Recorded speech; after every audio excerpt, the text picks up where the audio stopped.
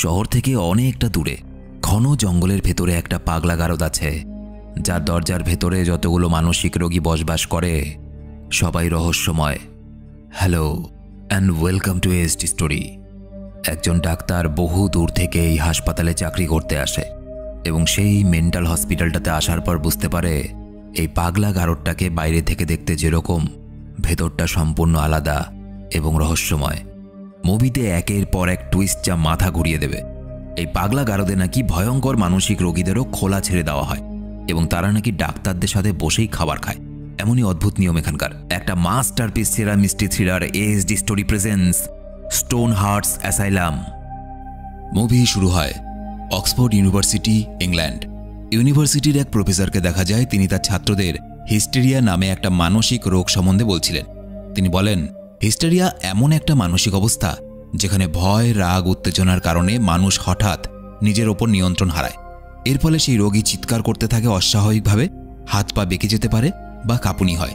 এবং এই রোগের উদাহরণ দেওয়ার জন্য তিনি একটা রোগী যার নাম এলিজা তাকে সামনে আনেন।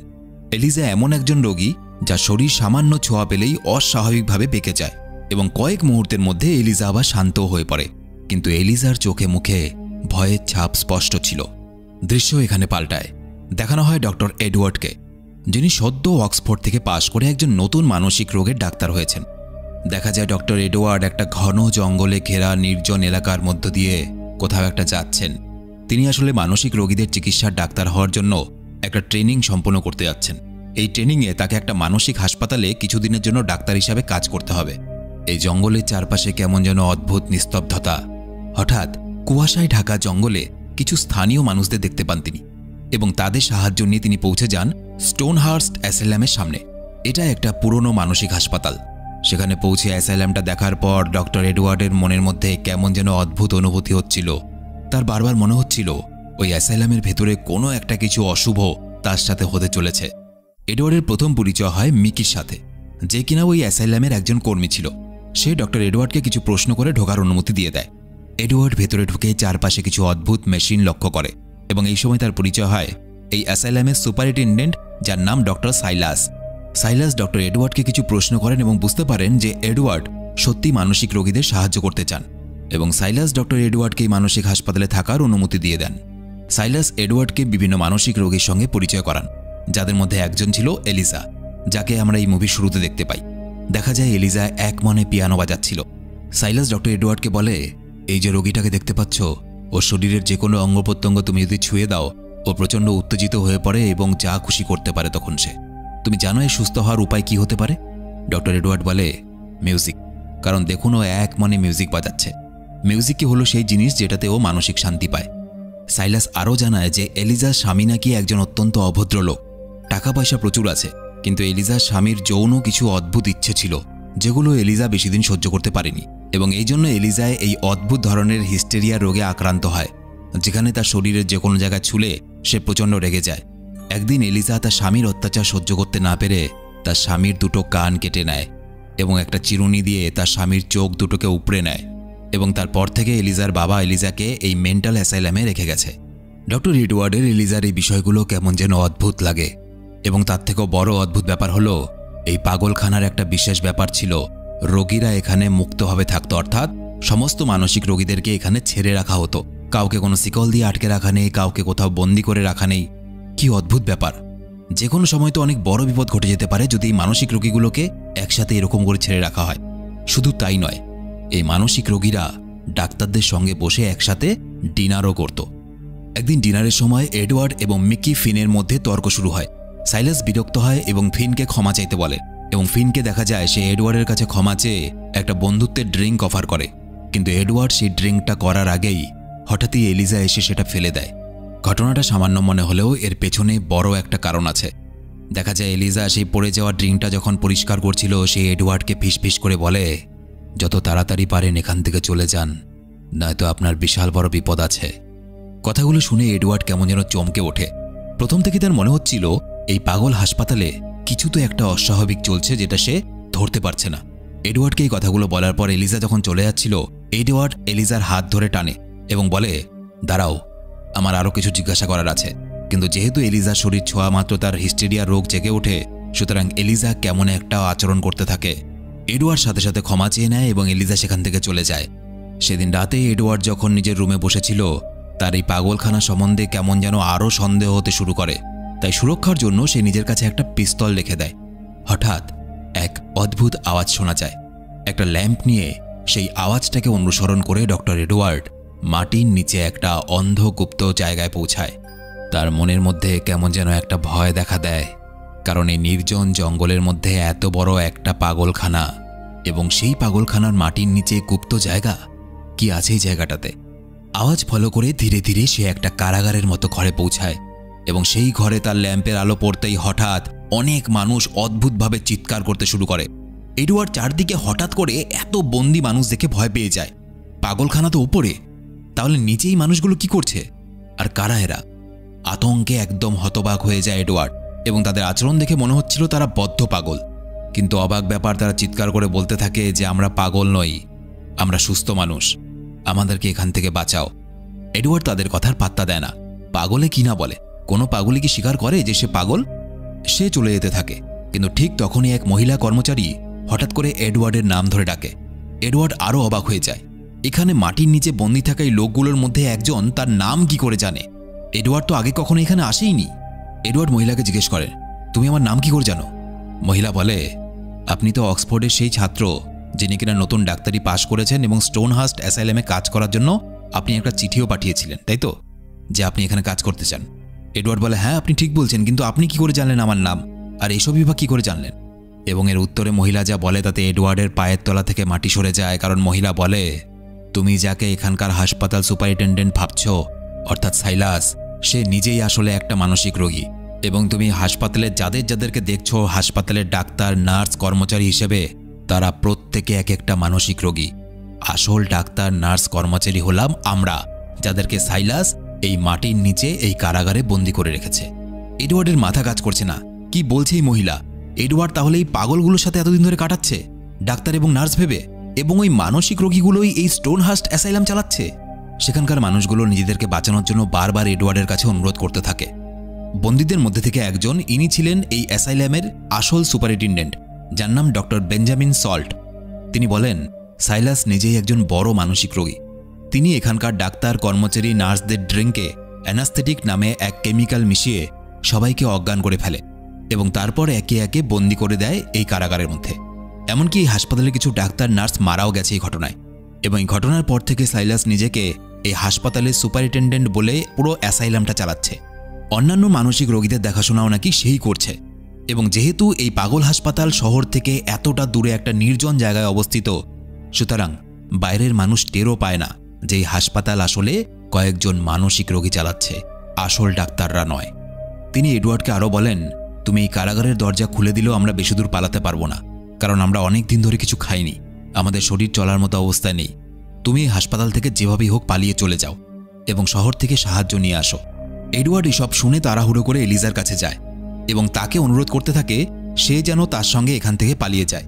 এলিজার প্রতি ডক্টর এডওয়ার্ডের একটা দুর্বলতা জন্মে গিয়েছিল, এবং এই জন্য সে এলিজাকে সাবধান করে বলে, তুমি জানো না এই গোটা অ্যাসাইলামটা কয়েকজন মানসিক রোগী মিলে চালাচ্ছে। কিন্তু এডওয়ার্ডকে চমকে দিয়ে এলিজা বলে, আমি তোমার অনেক আগে থেকে এই বিষয়গুলো জানি এডওয়ার্ড। কথাটা বলার সাথে সাথেই সাইলাস সেখানে চলে আসে এবং কোনো রকমে এলিজা মিথ্যে কথা বলে ডক্টর এডওয়ার্ডকে বাঁচিয়ে নেয়। এবং এখানে বোঝা যায় যে ফিন যখন এডওয়ার্ডকে ওই ড্রিঙ্কটা দিয়েছিল, কেন এলিজা সেটাকে ফেলে দিয়েছিল। কারণ এলিজা চায়নি যে ডক্টর এডওয়ার্ডেরও অবস্থা হাসপাতালের বাকি আসল ডাক্তার কর্মচারীদের মতো হোক। আসলে সাইলাস, ফিন এবং আরও কয়েকজন পুরোপুরিভাবে পাগল ছিল এই হাসপাতালে তখন যারা এসেছিল। সাইলাস একজন জেদি প্রকৃতির রোগী ছিলেন এবং এই অ্যাসাইলামের চিকিৎসা পদ্ধতি তার একদম পছন্দ ছিল না। বন্দী হয়ে থাকাকালীন তার বারবার মনে হতো এই পরিবেশে কোনো রোগী সুস্থ হতে পারবে না। আস্তে আস্তে তার মধ্যে ক্ষোভ জমা হতে থাকে এবং এই কারণে কয়েকজন মানসিক রোগী মিলে প্ল্যান করে অ্যাসাইলামের অন্যান্য ডাক্তার এবং বাকি কর্মচারীদের বন্দী রেখে নিজেদের ইচ্ছে মতো রোগীদের চিকিৎসা করতে শুরু করে। এডওয়ার্ডকে দেখা যায় অ্যাসাইলামের রান্নাঘর থেকে লুকিয়ে লুকিয়ে এসে গুপ্ত বন্দী আসল কর্মচারী এবং ডাক্তারদের জন্য খাবার নিয়ে যায়। এবং এডওয়ার্ড একটা প্ল্যান করে, সে বন্দী লোকেদেরকে বলে, তোমাদেরকে এমন হাবভাব করতে হবে যেন কিছুই হয়নি, তোমরা আমাকে কিছু বলোনি এবং আমি কিছু জানি না। বন্দী সুপারিনটেন্ডেন্ট ডক্টর সল্ট বেঞ্জামিন জানান, সাইলাস নাকি যুদ্ধের সময় নির্দয়ভাবে 5 জন সৈন্যকে হত্যা করেছিলেন এবং তারপর থেকে সে মানসিকভাবে একদম অসুস্থ হয়ে যায়। এডওয়ার্ড সাইলাসের কেস ফাইলটা চায়, কারণ তাকে জানতে হবে যে সাইলাসের সঙ্গে অ্যাকচুয়ালি কী হয়েছিল। ডক্টর বেঞ্জামিন জানান যে সাইলাসের কেস ফাইল তার নিজের অফিসে লুকোনো আছে, কিন্তু সেখানে যাওয়ার সময় সাবধান থাকতে হবে, কারণ সেই অফিস সাইলাস এখন নিজের নামে চালাচ্ছে। পরদিন একটা অন্ধকার বন্দীদের ঘর থেকে জন্তুর মতো আওয়াজ শুনতে পায় এডওয়ার্ড। এডওয়ার্ড সেই অন্ধকার ঘরটাতে পা টিপে টিপে প্রবেশ করে এবং দেখতে পায় একটা দানবের মতো বড় মানুষ। লোকটা একটা মানসিক রোগী ছিল। এডওয়ার্ডকে হঠাৎ দেখতে পেয়ে প্রচণ্ড রেগে যায় এবং এডওয়ার্ডকে উঠিয়ে এক আছাড় মেরে দেওয়ালে ফেলে দেয়। এডওয়ার্ড বুঝতে পারে লোকটা প্রচণ্ড শক্তিশালী এবং তাকে যে কোনো মুহূর্তে মেরেও ফেলতে পারে, এবং এই সময় সে একটা উপায় বের করে। সাধারণত পাগলখানায় মানসিক রোগীরা নিজেদের জীবনের কিছু ঘটনা বা নিজের নাম এইসব দেওয়ালের মধ্যে লিখে রাখে। রোগীটার নাম দেওয়ালে খুঁজতে শুরু করে এডওয়ার্ড এবং জানতে পারে এই রোগীটার নাম হলো আর্থার। আর্থার যখন আবার তাকে আক্রমণ করতে আসে, এডওয়ার্ড তার নাম ধরে ক্ষমা চাইতে থাকে। আর্থার শান্ত হয়ে যায় এবং এডওয়ার্ড সেখান থেকে পালিয়ে আসে। আহত এডওয়ার্ডকে সাহায্য করতে এলিজা আসে। সুযোগ পেয়ে এডওয়ার্ড এলিজাকে বলে, আমার মনে হয় না তোমার সাইলাসের জন্য কাজ করা উচিত। এর উত্তরে এলিজা যা বলে তাতে এডওয়ার্ড চমকে যায়। এলিজা বলে, আসলে ডক্টর বেঞ্জামিন সল্ট, যে কিনা এখানকার সুপারিনটেন্ডেন্ট, সে ভয়ঙ্করভাবে রোগীদের নিয়ে এক্সপেরিমেন্ট করতেন। যেমন রোগীদের টেবিলে বেঁধে রাখা, বিভিন্ন মাদক দ্রব্য দিয়ে তাদেরকে সেন্সলেস করে দেওয়া, এরকম অনেক কিছু। এবং এসবের হাত থেকে বাঁচার জন্য আমি সাইলাসকে সাপোর্ট করতাম, কারণ সাইলাস মানসিক রোগীদের ওপর এই ধরনের ট্রিটমেন্টের বিরোধী ছিলেন। এরপর দেখা যায় সে গুপ্ত কারাগার থেকে পালিয়ে যাওয়ার চেষ্টা করছে সেখানকার দীর্ঘদিনের কর্মচারী। গ্রিল ভেঙে পালাতে সফল হয়। আর ওদিকে ওই সময় ডক্টর এডওয়ার্ড সাইলাসের কেস ফাইলটা পাওয়ার জন্য লুকিয়ে সাইলাসের অফিস রুমে ঢুকেছিল। একটুর জন্য সাইলাস এবং ফিনের হাতে ধরা পড়তে পড়তেও বেঁচে যায় ডক্টর এডওয়ার্ড, কারণ ওই সময় বিপদের ঘণ্টা বেজে ওঠে এবং ফিন আর সাইলাস বুঝতে পারে কেউ পালানোর চেষ্টা করছে। দুজন বন্দি গ্রিল ভেঙে জঙ্গলে পালিয়ে তো যায়, কিন্তু ফিন তাদেরকে একসময় ধরে ফেলে। একজন বন্দি হার মেনে আত্মহত্যা করে ফেলে, কারণ সে জানে সে যদি জীবিত অবস্থায় ধরা পড়ে তাহলে তার মৃত্যুর থেকেও বেশি ভয়ানক হবে। আর অন্যজনকে ফিন নিজের হাতে মেরে ফেলে। সেই রাতে এডওয়ার্ড সাইলাসের কেস ফাইলটা পড়তে বসে, কারণ সে জানতে চায় কেন সাইলাস মানসিক রোগীতে পরিণত হয়েছে। জানা যায় সাইলাস অনেক সময় আগে একজন জঙ্গি ছিলেন। যুদ্ধের ভয়ানক অভিজ্ঞতা এবং মানসিক আঘাতের কারণে অ্যাসাইলামে আসতে হয়েছিল তাকে। যুদ্ধের কোনো ঘটনা নিয়ে সে কথা বলে না, বরং নিস্তব্ধ থাকে। তবে ডক্টর বেঞ্জামিন সল্টের চিকিৎসা পদ্ধতির বিরুদ্ধে সবসময় প্রতিবাদ করতেন তিনি। পরদিন এডওয়ার্ড অ্যাসাইলামে একজন নার্সকে দেখতে পায়। এই নার্সকে এলিজা নিজের বোনের মতো ভাবত। এডওয়ার্ড এলিজাকে বলে, তুমি তোমার এই নার্স বোনটাকে নিয়ে এখান থেকে পালিয়ে যাও এবং তোমরা ইটালিতে গিয়ে স্বাধীনভাবে বসবাস করো, আমি তোমাদের সাহায্য করব। এলিজা কেমন একটা ভয়ের গলায় বলে, তুমি জানো না এখান থেকে বেরোলে আমার স্বামী আমাকে খুঁজে মেরে ফেলবে। এডওয়ার্ড বলে, তোমার স্বামী যদি তোমাকে খুঁজে পায় তার আগে আমি তোমার স্বামীকে মেরে ফেলব। এই কথাগুলো শুনে এলিজা কেমন যেন অবাক হয়ে যায়। একটা ডাক্তারের মুখে এসব কথা তো মানায় না। আর এখানে আরেকটা লক্ষ্য করার মতো অদ্ভুত ব্যাপার হলো, এডওয়ার্ড কেন নিজে পালাচ্ছে না এখান থেকে, সে কেন শহর থেকে সাহায্য নিয়ে আসছে না। এর একটা বড় রহস্য আছে যেটা পরে জানা যাবে। সাইলাস এডওয়ার্ডকে ডেকে পাঠায়। আজ একটা এক্সপেরিমেন্ট করতে চায় সেই অ্যাসাইলামে, এবং সেই এক্সপেরিমেন্টটা কার উপরে হবে? Doctor Benjamin salt. তাকে বেঁধে রাখা হয়েছে। সাইলাস এডওয়ার্ডকে বলে, এডওয়ার্ড তুমি জানো এই লোকটা নিজেকে হাসপাতালের সুপারিনটেন্ডেন্ট বলে মনে করে, মিথ্যে বাহানা, এ নিজেই একটা মানসিক রোগী। এবার কথা হলো, ডক্টর বেঞ্জামিন সল্ট এই একইভাবে এক্সপেরিমেন্ট করে রোগীদের ট্রিটমেন্ট করতেন এবং সাইলাস এটার বিরোধিতা করত। তাহলে সাইলাস নিজে কেন অন্যের ওপরে আজকে এক্সপেরিমেন্ট করছে? আসল ব্যাপার হলো, গতকাল রাতে ডক্টর সল্টের সঙ্গে সাইলাসের তর্কাতর্কি হয় এবং ঝগড়াঝাটি এমন একটা পর্যায়ে গিয়ে পৌঁছায় যে তখনই সাইলাস ঠিক করে, যেমন করে ডক্টর বেঞ্জামিন সল্ট আমাদের ওপরে অত্যাচার করতো এক্সপেরিমেন্টের নামে, একই রকমভাবে ডক্টর সল্টের ওপরেও এক্সপেরিমেন্ট করা হবে। এই এক্সপেরিমেন্টের নাম ছিল ইলেকট্রোথেরাপি, যেখানে মানুষকে কিছু সেকেন্ডের জন্য ব্রেনে কারেন্ট দিয়ে তার চেতনাকে নষ্ট করে দেওয়া হয়। সাইলাস প্রথমে কিছু সেকেন্ডের জন্য কারেন্ট দেয় এবং তারপর এডওয়ার্ডকে বাধ্য করে কারেন্ট দেওয়ার জন্য। এডওয়ার্ড বুঝতে পারছিল কি হচ্ছে, তা সত্ত্বেও সে কিছু করতে পারছিল না। বাধ্য হয়ে ডক্টর বেঞ্জামিনকে কারেন্ট দিতে হচ্ছিল তাকে, কারণ এটা যদি সে না করে তাহলে হয়তো সাইলাস সন্দেহ করতে পারে যে ডক্টর এডওয়ার্ড হয়তো এই অ্যাসাইলামের আসল সত্য সম্বন্ধে সবকিছু জেনে গেছে। দুদিন পরে ছিল নিউ ইয়ার। স্টোনহার্স্ট অ্যাসাইলামের একটা পার্টির আয়োজন করা হয় এবং এই দিন একটা ফাঁকা জায়গায় ফিন এলিজার ওই নার্স বোনটাকে একা দেখতে পেয়ে যায় এবং তারা দুজন এরকম সময় কাটাতে থাকে যেরকম সময় আমার ভাগ্যে কখনো জোটেনি। তো যাই হোক, মেয়েটা ভেবেছিল ফিন হয়তো তাকে সত্যি ভালোবাসে, কিন্তু মেয়েটা ভুল ভেবেছিল। ফিন হঠাৎই সেই মেয়েটার গলা চেপে ধরে এবং মেয়েটাকে সেখানে হত্যা করে। ফিন হঠাৎ করে মেয়েটাকে মারতে গেল কেন? পাগলের বাচ্চা, মনে হয়েছে মেরে দিয়েছে। ফিনও তো একজন মানসিক রোগী ছিল। অন্যদিকে এডওয়ার্ড সাইলাসের সম্বন্ধে আরও সবকিছু জানার জন্য সাইলাসের কারাগারে পৌঁছায় এবং এই সময় সে একটা ছবি খুঁজে পায়। সেই ছবিটাকে পকেটে রেখে দেয়। হঠাৎ বাইরে একটা চিৎকার শোনা যায়। দেখা যায় এলিজা তার প্রিয় মেয়েটার নিথর দেহ মাটিতে পড়ে থাকতে দেখে ভেঙে পড়ে। এডওয়ার্ড সবার থেকে লুকিয়ে পার্টির ড্রিঙ্কে এক ধরনের কেমিক্যাল মিশিয়ে দেয় যাতে সবাই অজ্ঞান হয়ে পড়ে। কিন্তু ফিন দুর্ভাগ্যবশত সবকিছু দেখে ফেলে এবং ডক্টর এডওয়ার্ডের অ্যাক্টিংয়ের মুখোশ খুলে যায় ফিনের সামনে। ফিনের সঙ্গে তার লড়াই শুরু হয়ে যায়। এডওয়ার্ড কোনোভাবে ফিনকে আটকাতে সক্ষম হয়ে বেরিয়ে পড়ে এবং পার্টিতে পৌঁছে বিনা সন্দেহে বাকিদের সাথে মিশে যান। কিন্তু সবাই একসাথে ড্রিঙ্ক শুরু করার আগেই ফিন এসে সবাইকে থামিয়ে দেয়।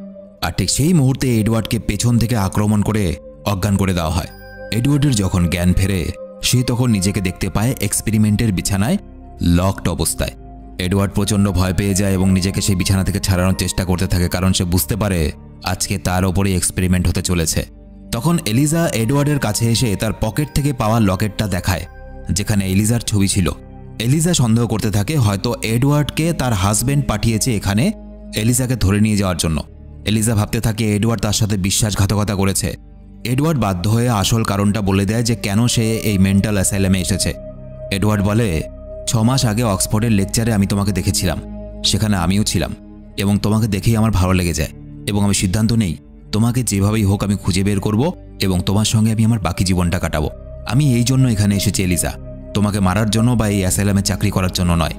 তখনই ফিনকে দেখা যায় এডওয়ার্ডকে সবার মাঝে এক্সপেরিমেন্টের জন্য জোর করে নিয়ে আসে। অ্যাসাইলামের রোগীরা সবাই যেন এই এক্সপেরিমেন্ট দেখার জন্য অপেক্ষা করেছিল। এক্সপেরিমেন্টের মেশিনটা শুরু করে দেওয়া হয় এডওয়ার্ডের ব্রেনে কারেন্ট দেওয়ার জন্য এবং এই সময় এডওয়ার্ড একটা বুদ্ধি বের করে। সে ওই যে ছবিটা সাইলাসের ঘরে খুঁজে পেয়েছিল সেই ছবিটা বের করে সাইলাসকে বলে, এই ছবিটা তুমি এলিজাকে দিয়ে দিতে পারবে? ছবিটা আসলে ছিল সাইলাসের ছোটবেলার একটা ছবি। নিজের অতীত জীবনের স্মৃতি হঠাৎ করে সামনে চলে আসায় সাইলাস কেমন যেন একটা হয়ে যায়। ফিন বিরক্ত হয়ে নিজেই কারেন্ট শক দেওয়ার জন্য মেশিনটাকে আরও জোরে দেয়, কিন্তু হঠাৎ সেখানে এলিজা পৌঁছে গিয়ে ফিনের সাথে লড়াই করতে শুরু করে এবং ইলেকট্রিকের শকের মেশিনটা ফিনের ওপরে এসে ব্যবহার করে এবং ফিনের গায়ে আগুন লেগে ফিন মারা যায়। কিন্তু আগুনটা শুধুমাত্র ফিনের গায়েই লাগেনি, পুরো অ্যাসাইলাম জুড়ে আগুনটা ছড়িয়ে পড়তে শুরু করে। এলিজা তাড়াহুড়ো করে এডওয়ার্ডকে বাঁচিয়ে নেয় এবং বাকিদেরও সেখান থেকে পালিয়ে যেতে সাহায্য করে। এদিকে দেখা যায় সাইলাস যুদ্ধের ফ্ল্যাশব্যাক দেখতে পায় যেখানে চারদিকে আক্রমণে বেশ কিছুটা সৈনিক আধমরা অবস্থায় পড়েছিল। সাইলাস একজন একজন করে তাদেরকে গুলি করে মেরে দেয়। সেই পরিস্থিতিটা অত্যন্ত ভয়ঙ্কর ছিল। এরপর সে নিজেও আত্মহত্যার চেষ্টা করেছিল, কিন্তু তার বন্ধুকে গুলি ততক্ষণে শেষ হয়ে গেছে। এডওয়ার্ড সাইলাসের কাছে আসে এবং তার অতীত জীবনে এই কথাগুলো শুনতে পায়। সাইলাস আসলে নির্দয়ভাবে মেরে ফেলতে চায়নি ওই সৈনিকগুলোকে, কারণ ওই সৈনিকগুলোর প্রচণ্ড আহত ছিল এবং প্রচণ্ড ব্যথা বেদনায় চিৎকার করছিল। তাদেরকে সেই ব্যথা বেদনা থেকে মুক্তি দেওয়ার জন্য সে মেরে ফেলেছিল। নিজের ফ্ল্যাশব্যাক সহ্য করতে না পেরে ভেঙে পড়ে সাইলাস। এডওয়ার্ড তাকে জড়িয়ে ধরে আর বোঝায়, যুদ্ধ শেষ হয়ে গেছে সাইলাস, অনেকদিন আগে যুদ্ধ শেষ হয়ে গেছে। সাইলাস ধীরে ধীরে তার নিষ্ঠুর মানসিকতা থেকে বেরিয়ে আসে। এরপর এডওয়ার্ডকে দেখা যায় এলিজার সাথে। এলিজা মানসিকভাবে সম্পূর্ণ সুস্থ নয়, কিন্তু তবুও এডওয়ার্ড এলিজাকে বলে, আমি তোমাকে ভালোবাসি, এবং অনেকটাই। এরপর এডওয়ার্ড এলিজাকে এমন একটা কথা বলে যেটা এলিজা কল্পনাও করতে পারেনি। এডওয়ার্ড এমন কি বলেছিল এলিজাকে। তো যাই হোক, এবার বেশ কিছুদিন পরে দৃশ্য দেখানো হয়। স্টোনহার্টস মেন্টাল অ্যাসাইলাম আগের মতো নেই, একদম ঠিকঠাকভাবে স্বাভাবিকভাবেই চলছিল। সবচেয়ে মজার ব্যাপার হলো সাইলাস এবং ডক্টর বেঞ্জামিনকে দেখা যায় একসাথে তারা চেস খেলছিল। দুজনেই স্মৃতিশক্তি হারিয়েছে। ডক্টর বেঞ্জামিন স্মৃতিশক্তি হারিয়েছে কারণ তাকে ইলেকট্রিক শক দেওয়া হয়েছিল প্রচুর পরিমাণে, এবং সাইলাস সেদিন যখন আগুন লাগে তার পুরনো জীবনের স্মৃতিগুলো এমনভাবে তার মাথায় আসছিল তার মাথা সম্পূর্ণ চেতনা লুপ্ত হয়ে যায়। তাই দুজনেই স্মৃতিশক্তি হারিয়েছে। এবং সেখানকার মহিলা নার্স যে কিনা এতদিন কারাগারে বন্দী ছিল তিনি সবাইকে দেখাশোনা করছিলেন। মাটির নিচে এতদিন ধরে বন্দী ছিলেন যেসব ডাক্তার এবং কর্মচারীরা, তারা ছাড়া পেয়ে নিজেদের ডিউটিতে লেগে পড়েছে। ঠিক এই সময় ঘটে সেই ঘটনা যার জন্য কেউ প্রস্তুত ছিল না, এমনকি না তুমি না আমি। একটা বয়স্ক ডাক্তার আসে এবং তার সাথে আরেকজন লোক। ডাক্তারটা এসে বলে, আমি এখানকার সুপারিনটেন্ডেন্টের সঙ্গে দেখা করতে চাই। এই ডাক্তারটা আসলে এখান থেকে এলিজাকে ছাড়িয়ে নিয়ে যাওয়ার জন্য এসেছিল। এই মহিলাটা জানায় কিন্তু এলিজা তো 3 সপ্তাহ আগেই ডক্টর এডওয়ার্ডের আদেশে অ্যাসাইলাম থেকে ছাড়া পেয়ে গেছে। বয়স্ক ডাক্তারটা চমকে উঠে অবাক হয়ে যায় এবং বলে, ডক্টর এডওয়ার্ডের নির্দেশে কি করে ছাড়া পাবে সে? ডক্টর এডওয়ার্ড তো আমি, আমার এই হাসপাতালে যোগ দেওয়ার কথা, এবং এই যে লোকটা এসেছে এই লোকটা হলো এলিজার স্বামী। বোঝো ব্যাপার। তাহলে এতদিন ধরে এই স্টোনহার্স্ট অ্যাসাইলামে যে ডক্টর এডওয়ার্ড সেজে ছিল সে কে? আসল ব্যাপার হলো সে কোনো ডাক্তারই ছিল না, সেও একজন মানসিক রোগী ছিল। সেই মানসিক রোগীটা সিউডোলজিয়া ফ্যান্টাস্টিকা নামে একটা মানসিক রোগে ভুগছিল। কি হয় এই মানসিক রোগ হলে? এই মানসিক রোগ হলে যে রোগী থাকে সে নিজের কল্পনায় একটা আলাদা জগৎ তৈরি করে নেয়। ওই রোগী নিজেকে ডাক্তার বলে ভাবছিল এবং বাকি সবাইকে মানসিক রোগী বলে ভাবছিল। কিছুটা কল্পনা এবং কিছুটা বাস্তব মিশিয়ে এই ধরনের রোগীরা নিজেদের একটা আলাদা কাল্পনিক জগৎ তৈরি করে এবং এই রোগের কারণেই লোকটা একটা পাগলখানায় ভর্তি ছিলেন। আর তার চিকিৎসা করতেন ডক্টর এডওয়ার্ড, মানে এই লোকটা। মুভির প্রথম দৃশ্যটা মনে করো, যেখানে অক্সফোর্ড ইউনিভার্সিটিতে এলিজাকে দেখানো হচ্ছিল যে এলিজা একটা হিস্টেরিয়ার রোগী। ঠিক তার পরবর্তী রোগীটাই ছিল সেই লোক যাকে এতদিন সবাই ডক্টর এডওয়ার্ড ভাবছিল। আসলে সেদিন কিছু মানসিক রোগী সম্বন্ধে বলা হচ্ছিল অক্সফোর্ড ইউনিভার্সিটিতে এবং এই জন্য কিছু মানসিক রোগীকে সেখানে নিয়ে যাওয়া হয়, যাদের মধ্যে এলিজা একজন ছিল আর আরেকজন ছিল সেই মানুষটা যে এতদিন ডক্টর এডওয়ার্ড সেজে এই স্টোনহার্স্ট অ্যাসাইলামে ছিল। সেদিন অক্সফোর্ড ইউনিভার্সিটিতে এলিজাকে প্রথম দেখেই ভালো লেগে গেছিল সেই মানসিক রোগীর। এরপর এলিজাকে খুঁজে পাওয়ার জন্য সেই মানসিক রোগীটা যে পাগল হাসপাতালে ভর্তি ছিল সেই পাগল হাসপাতাল থেকে পালিয়ে যায় এবং পালানোর আগে আসল ডক্টর এডওয়ার্ডের সমস্ত কিছু চুরি করে, যেমন আইডেন্টিটি, আরও জিনিসপত্র, এই সমস্ত কিছু চুরি করে সে এসে পৌঁছায় স্টোনহার্স্ট অ্যাসাইলামে এলিজাকে পাওয়ার জন্য। এবং যেহেতু সে নিজেও একজন মানসিক রোগী ছিল এবং সে শুধু এখানে এসেছিল এলিজাকে পাওয়ার জন্য, সেজন্য সে শহর থেকে কোনো রকম সাহায্য আনতে যায়নি। এবং সেও যে একজন মানসিক রোগী এবং সে একটা পাগলখানা থেকে পালিয়ে এখানে এসেছে এলিজার জন্য, এই কথাটাই সেদিন এলিজাকে সে বলেছিল, যেটা শুনে এলিজা চমকে যায়। মানুষ ভালোবাসায় পাগল হয় জানতাম, কিন্তু একটা পাগল নিজের ভালোবাসাকে পাওয়ার জন্য এত কিছু করলো। পাগলের ভালোবাসা। তো যাই হোক, এই সমস্ত শোনার পরেও সেই মহিলা কর্মচারীটা অবাক হয় না, সে খুশি হয়। যদিও এলিজা আর সেই মানসিক রোগীটা, যার নাম জানা যায়নি, তারা কেউই মানসিকভাবে সুস্থ ছিল না, তবুও তারা একসাথে নিজেদেরকে নিজেরা ভালোবেসে কোথাও না কোথাও লুকিয়ে জীবন কাটাচ্ছে। আর মুভিটা এখানেই শেষ হয়ে যায়। তো আজকের মুভিটা একদম অন্যরকম ছিল। তোমাদের কেমন লাগলো অবশ্যই কমেন্ট করে জানাবে। আর তোমরা যারা আমার সাথে সরাসরি কথা বলতে চাও, ফেসবুক, ইনস্টাগ্রামের লিঙ্ক ভিডিওর নিচে ডেসক্রিপশনে দেওয়া আছে। দেখা হচ্ছে পরের ভিডিওতে। বাই। যাই দেখি কয়েকটা পাগলখানায় ঘুরে বেড়াবো, যদি আমার জন্য কোনো এলিজা থাকে।